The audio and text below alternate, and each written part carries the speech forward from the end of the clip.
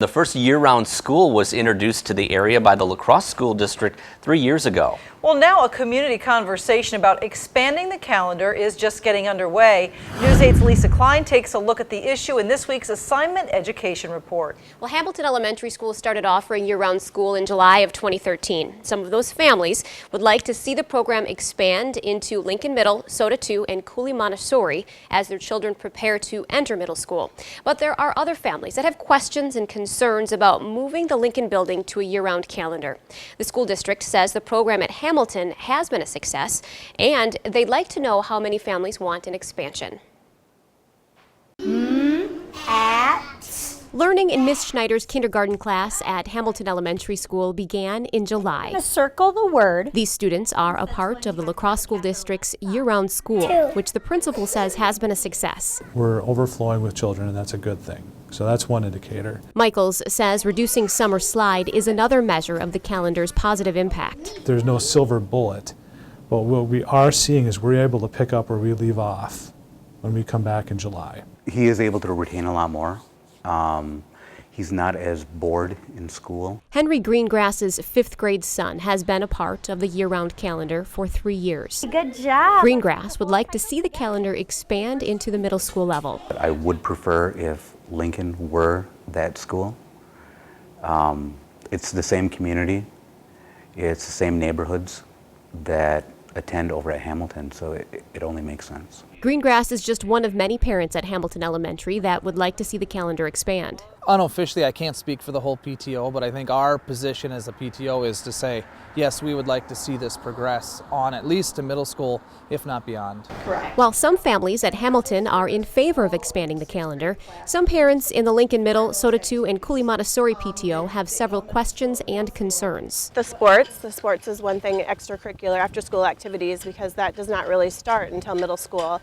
And then once you get to middle school and high school, you have lots of after-school programs and sports that can cause a problem. I think it's worth checking out. I think it would be a logistical nightmare, and that's someone else's problem to deal with, like busing and school schedules, sports schedules. I'm sure people are going to have to find out how that's all going to work with different schools, but I think for the community it's worth checking out. Another big concern among some Lincoln PTO members is for families with more than one child. I would, for instance, I would have an 8th grader here at Lincoln next year, and then I would have 2 kids at Central, and so they would be on completely different schedules, and that is a really, really big concern. Greengrass understands the concern, as he has already been balancing differing school calendars. It is pretty interesting, but with assistance with the La Crosse Youth and Learning Center and the Boys and Girls Club, I was able to do it with a 5th grader over at Hamilton with year-round school, an 8th grader at Lincoln, and then now a 9th grader over at Central.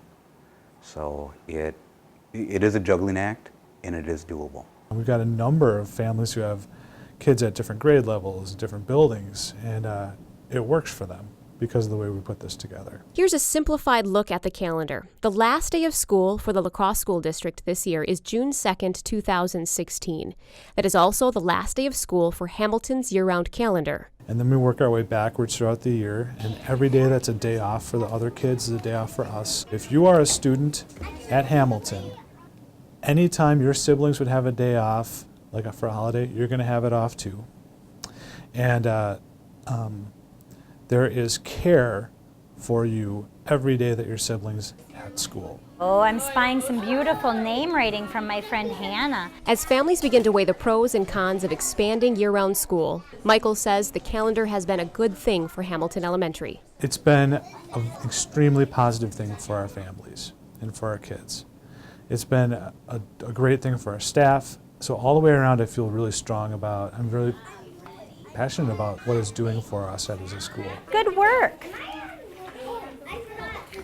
The La Crosse School District plans to have a district-wide survey available for families to share their thoughts on expanding to a year-round calendar by February.